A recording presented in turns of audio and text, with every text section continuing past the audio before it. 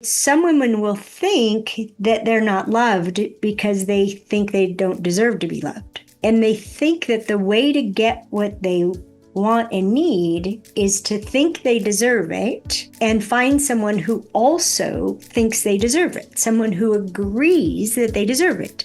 So if I think this need is legitimate and he thinks this need is legitimate, everything's taken care of. Well, no, it doesn't work like that.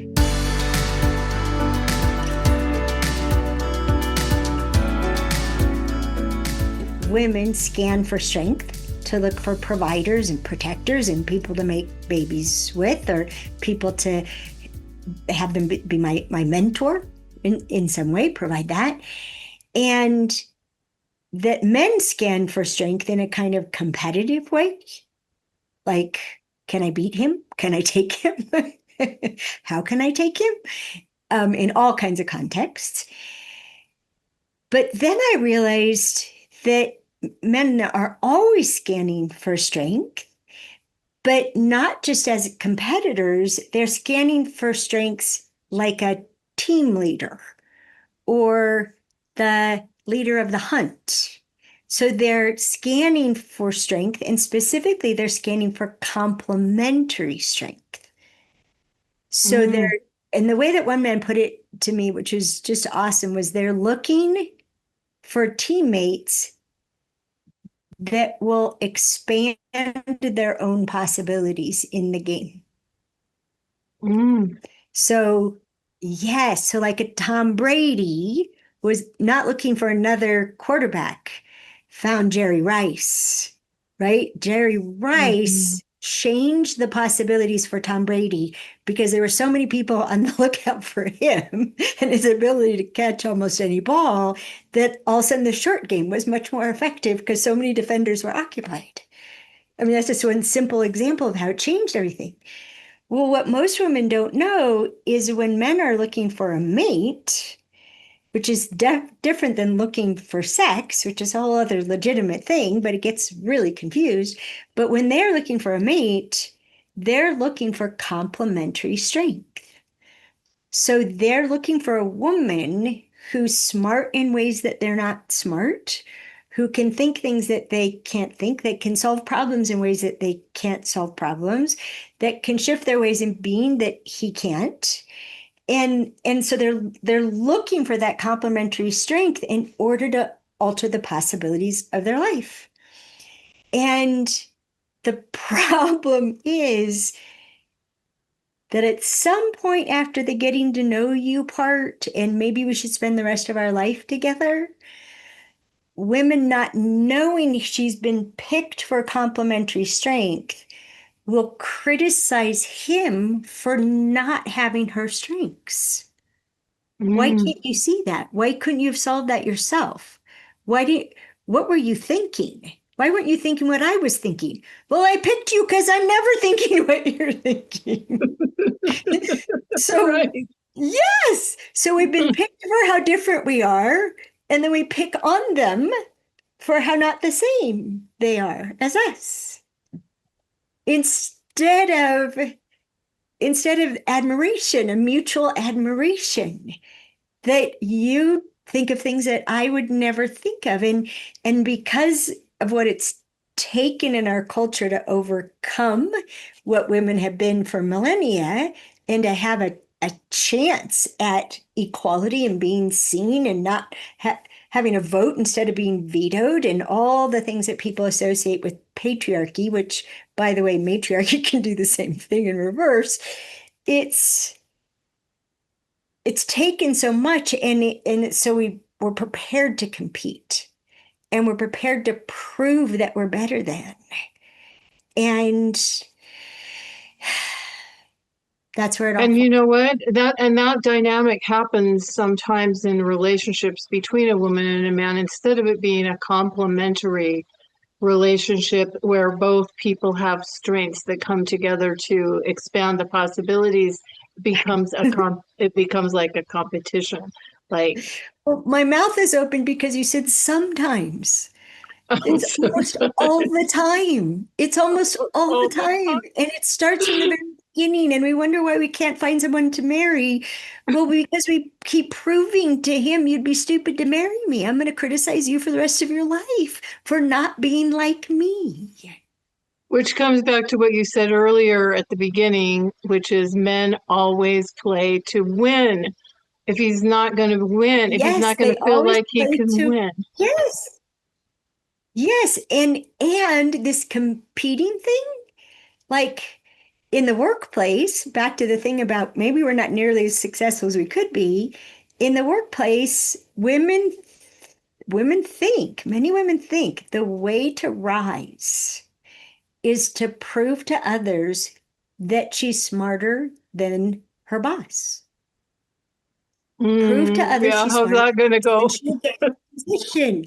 Yeah, not knowing that the ethic amongst men is who's got my back, who can I count on, who can I trust. And those people who've proven loyalty, as I rise, I pull them with me. That and to them it makes perfect sense. And we might feel excluded, but we're the one that hasn't proven respect and loyalty. We're the one that's trying to take their job. There's so many movies about this, right? About the person who's conniving versus the person who's on the same team and supporting, and will never make them lose face instead of always make them lose face. Japanese concept, but yeah, have them lose. So much of, not even so much of this, all of this is compelled by instinct. It starts with instincts and then it's exacerbated by culture. And in our Smart Singles program, I always paying attention to, well, do you like him? What a Do you like question. him? Do you like this person? Do you prefer how he is? Do you wish you were more like him? If you have children, would you want your children to be like him? Or is this just a chemical or economic attraction? Or they're going to give you the status that you're looking for in the house you always wanted, but you don't like them and you never expected to like them because your mother didn't like your father. Mm-hmm. So, right, there's this perpetuation. But one of the 12 things that make a woman the right person to marry, and men taught me this, and we've talked about this in different ways in the past, is they're looking for that she likes him. She likes me. That's one of the 12 things. Loves Yeah, me isn't one of the 12 things. yeah, Likes me. She likes. yeah. And like Go that's ahead. like a mind-blowing concept sometimes. Like he actually wants someone who likes him. Yeah, he actually wants someone who thinks he's great, right? Mm-hmm. Isn't that Yeah. isn't that like it seems basic, but a lot of times it's not in the way we instinctually interact. No. And yeah, like this some of this stuff seems like, yeah, why don't we understand that? Why don't we know that? But we don't. We don't. Wait. And is this, Allison, is this one of the reasons why I'm sure you've had, I don't even know how many women say this to you, and I've had so many women say this to me, is that men are intimidated by me. Men can't handle successful women. They can't handle us. Like they're intimidated by us. They don't want relationships. What am I supposed to do? Like be less than I am, dim myself down, that kind of thing. Yeah. It's well,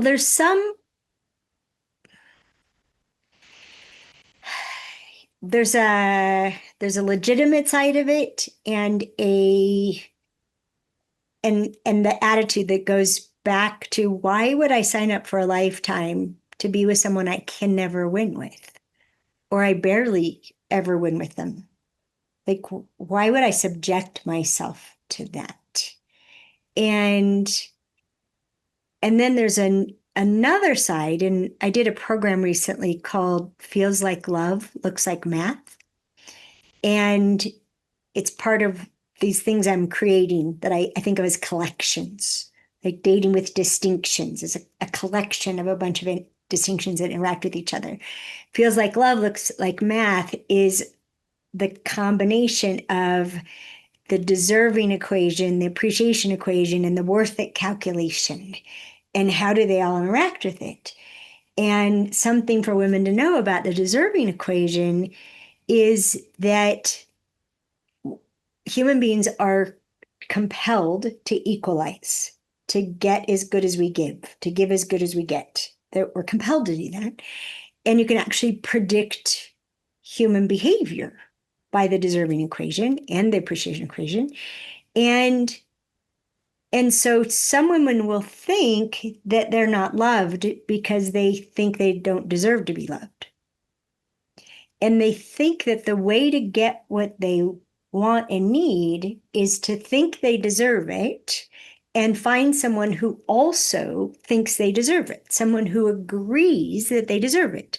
So if I think this need is legitimate and he thinks this need is legitimate, everything's taken care of. Well, no, it doesn't work like that. You can think you deserve to be treated a certain way, and a man can agree you deserve to be treated a certain way. So you should be with someone who can do that for you. Like, as a matter of honor, I can't give you what you need. You deserve to be with someone who can give you what you need. Now, this gets a whole lot of other problems because human beings, men and women, we both project onto someone what they need. And men figure out what women need by what they've decided all women need and by what you already have, by what you've experienced in the past, and anything you just talk about a lot. They think you need that. And then they check and see, can they afford to give it to you? And they may, and this is where the worth it calculation comes in, they may be able to give it to you, but it's not worth it. It's not worth the time and energy and resources to do what it takes to give that to you. So they can do it. They're not going to do it. They may even feel guilty for not doing it because they think you deserve it. But it still doesn't cause them to take the actions that have us feel loved. This is what I was breaking down. It'll come out in a few weeks. People can buy the replay now, but they'll get the edited course in a few weeks. And so there's all these things that we unconsciously think should work. I deserve a raise. I deserve a raise. And this is where it breaks down. I was behind a man in line who was getting a receipt that was not detailed. And he said something to me about that his company required a detailed receipt for reimbursement, and that he never gave them to them. They're a $27 billion company. They can afford to buy my booze. And then I ran into him a little bit later, and he said, they don't pay me enough. Well, that's a currency of appreciation, how much you're paid. So appreciation equation, he's not appreciated enough. So he's going to take to equalize it. What does he take? He takes booze. Without a receipt. Yeah, he doesn't get a detailed receipt. It's just built into this was dinner and you're going to pay for it. But there's so many things that we're compelled by that we think just should work. Just like we think what works in being successful in the workplace should work in a romantic relationship. But when romantic relationships are based on dependency, they're yucky. And without the dependency, nobody will put up with what they used to put up with. Your kids will put up with things that your boyfriend will not, that your wife will not. Right. It's not worth it. Right. So with women who are successful, just kind of like coming back around to this, one piece is it's not going to work well, in the workplace is not necessarily going to work if you're trying to take your boss's job by making yourself try to look better or him look bad, or trying to compete directly with him. It's not going to work like that. It's not going to work well in a romantic relationship if you're in a competitive kind of energy instead of a collaborative and partnership kind of like playing on and recognizing and appreciating each other's strengths. I'm just kind of like trying to like make this really tangible for people. Our expectations or the way we think it should be, first of all, a lot of times we don't even know what those things are until we bump up against them. And then we're like, this is how it should be. And we certainly can't expect that someone else is going to know what all the expectations or shoulds or the ways we think should be going, the way we think things should be going. They can't know that. We haven't even known that about ourselves. I mean, I've experienced that so many times in my own marriage where I'm like, I didn't even know that was a thing for me. And then all of a sudden I'm like, that's a thing for me. And I didn't even know it. So how could I have shared that with my husband until I like bumped up against it, right? And then I'm like, I'm thinking like he should know that. I'm like, how should he know that? I didn't even know that was a thing for me. Yes. Oh, I mean, oh my gosh, there's so many things. And part of when you ask that question, okay, what are the basic things they should know?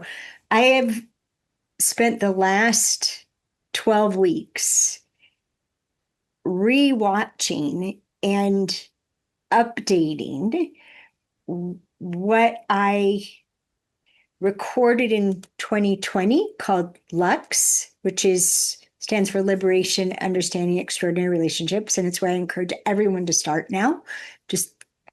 It just breaks down what's really going on and what you can really control and what shapes everything. And then Understanding Women, which I recommend both women and men do, especially that women do it before they do Understanding Men, because the danger, which we found out after a couple decades of people doing Understanding Men first, is that our compulsion to please, which comes from being the weaker, smaller and weaker sex, when women find out what works for men, they'll adapt to it and betray themselves. So they'll contort and suppress and pretend to be something they're not. And Lux is the beginning of honor yourself first or all is lost. And it teaches a process of honoring that you first apply to yourself before you apply to anybody else. And then Understanding Women, going into it, having women like, okay, you have a good reason for everything you do. And don't let yourself be invalidated for this. You want the curves and the softness and all the things that are female that you love. It's going to go with something that will seem to you like scattered, emotionally indulgent, and disrespectful. What if it isn't? What if it's a natural outcome of how this kind of brain was put together? And then now I'm towards the end of Understanding Men. We have the last session tomorrow night.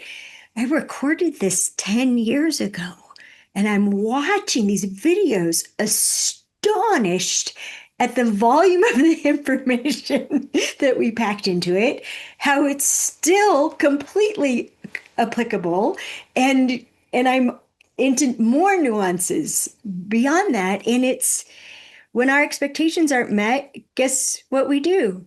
We take that personally too.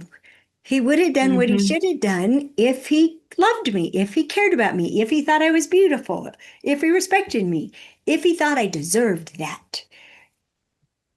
But that isn't where any of that comes from.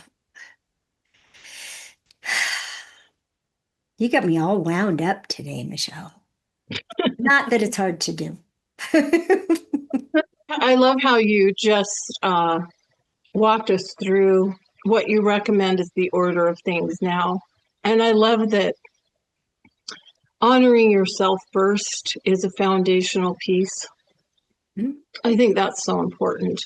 And one of the things that I think is so amazing, I mean, you've been doing this work far longer than I have, but I've been doing it for 15 years now with a couple-year break that I told you about earlier.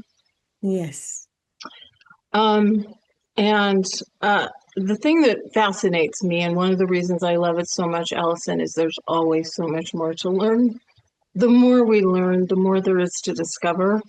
Yes. And as I mentioned at the beginning of our conversation, that's one of the things I admire so much about your work is just the depth and the breadth and the nuances that you can see that can make such a huge difference.